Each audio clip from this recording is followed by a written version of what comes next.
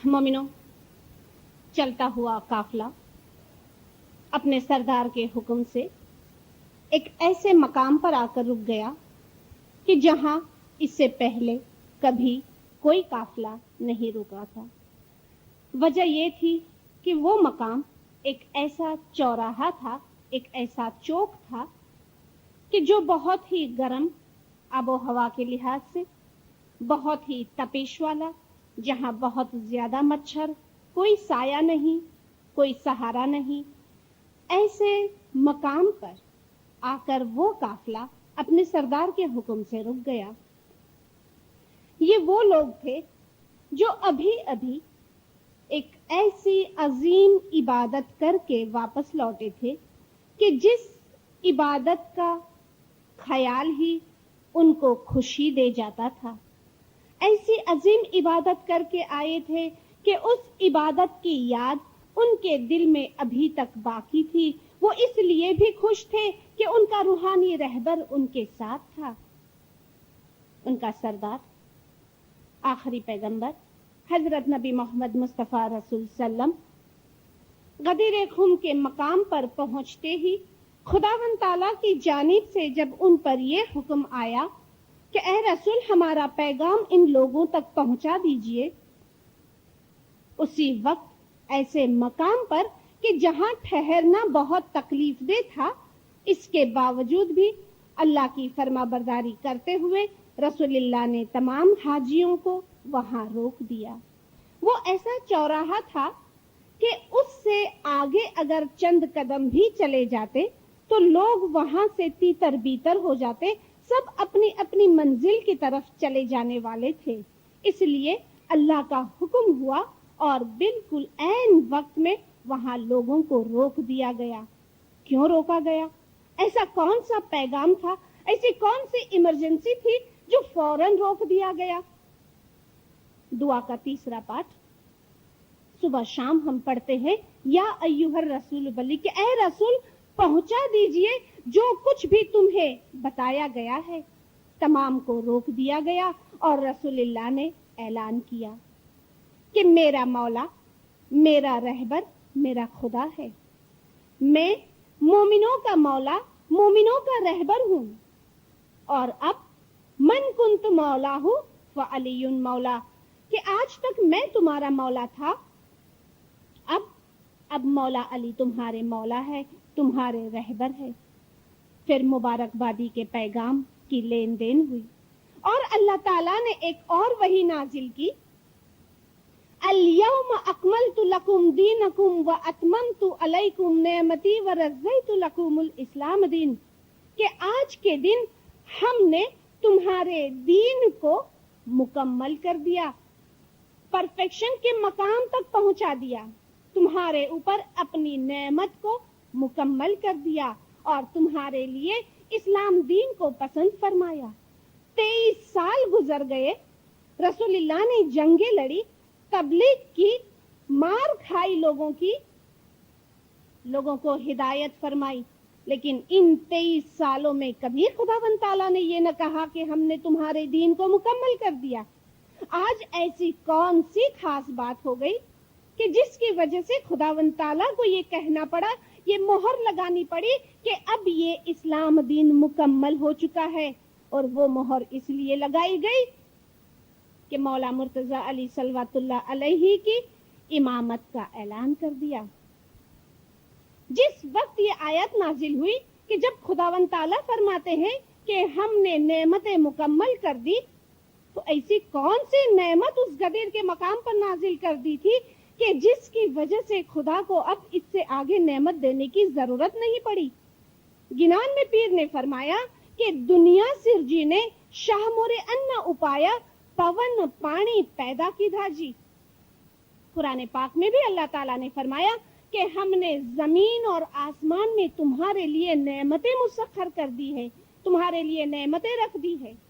तो ये नेमत तो पहले भी थी, अभी भी थी, तो ऐसी कौन सी नेमत आखिर में दे दी कि जिसके देने के बाद अब और कोई नेमत बाकी नहीं थी? कुरान से ही मदद ले। सूरह बनी इसराइल में अल्लाह ताला ने फरमाया, या बनी इसराइल अज़करू नेमती کہ میری نعمت کو یاد کرے. بنی اسرائیل کو خدا نے کون سی نعمت دی تھی؟ تاریخ سے ہم سب واقف ہے کہ بنی اسرائیل، وہ اسرائیل قوم فرعون کے دکھ سے، فرعون کے عذاب سے پریشان تھی.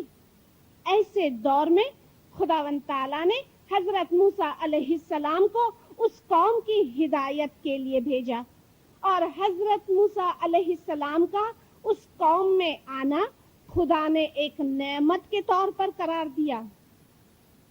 تو اسی طرح اس قوم کو ہدایت دینے کے لیے مولا مرتضیٰ علی صلوات اللہ علیہ کی امامت کا اعلان ہوا، اور اس دن خداوند تعالیٰ نے فرمایا کہ ہم نے اپنی نعمت کو مکمل کیا. اب تمہاری ہدایت کے لیے تا قیامت امامت کا سلسلہ جاری رہے گا، اور اس کی فرما برداری کرتے رہنا. اس دن کی یاد میں ہم عید غدیر مناتے ہیں. امام معیز علیہ السلام کے دور میں، فاطمی دور میں، ہمارے اماموں کی جب حکومت تھی دنیاوی طور پر، اس وقت عید غدیر بہت ہی شان و شوکت کے ساتھ منائی جاتی تھی. جب وہ حکومت ختم ہوئی دنیاوی طور پر، اس کے بعد امام آقا سلطان محمد شاہ صلوات اللہ علیہ کے دور میں یہ سلسلہ پھر شروع کرنے میں آیا. 1919 میں ہمارے یونیفارمڈ ورکرز، والنٹیئرز گرلز گائیڈ کا قیام ہوا. اب چونکہ یہ سیمی ملٹری آرگنائزیشن تھی، اس کو سیلیوٹ کے لیے فلیگ کی ضرورت تھی. امام سلطان محمد شاہ صلوات اللہ علیہ کے حکم سے فلیگ تیار کیا گیا، جس میں ریڈ اینڈ گرین کلر رکھا گیا. گرین اسلام کا کلر ہے، ریڈ امام حسین کی یاد میں رکھا گیا. جب یہ فلیگ تیار ہو گیا تو 1925 میں امام کے حکم سے تھانہ بامبے جماعت خانے میں عید غدیر کے موقع پر سب سے پہلے یہ فلیگ ہوسٹنگ کی گئی. اس فلیگ کو دیکھ کر امام نے فرمایا، excellent, it is my flag.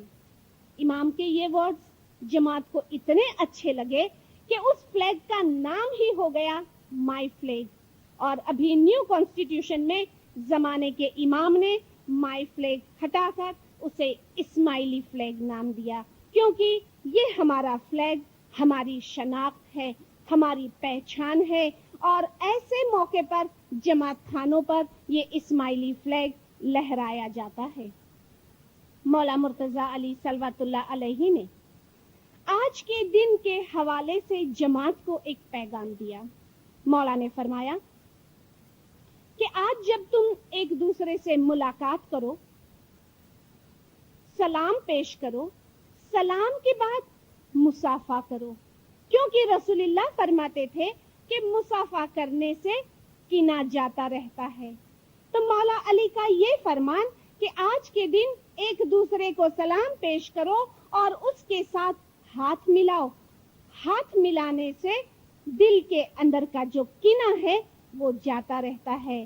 تو آج اگر ہم عید غدیر سیلیبریٹ کرتے ہیں تو ہمیں صرف آج کے اس تاریخی واقعے کو دہرانا نہیں ہے، بلکہ اس واقعے کی اہمیت سمجھتے ہوئے مولا نے ہمیں جو ہدایت فرمائی ہے، اگر کسی کے لیے ہمارے دل میں کوئی گرجس ہے، کسی کے لیے ہمارے دل میں کوئی مندوق ہے، تو مولا کا یہ پیغام یاد رکھتے ہوئے آج کا دن عید غدیر برکت والا دن، جہاں ہم مولا علی کی امامت کے اعلان کو یاد کرتے ہیں، وہی سلسلہ آج ہمارے 49 امام میں مولا مرتضیٰ علی کا نور جلواگر ہے.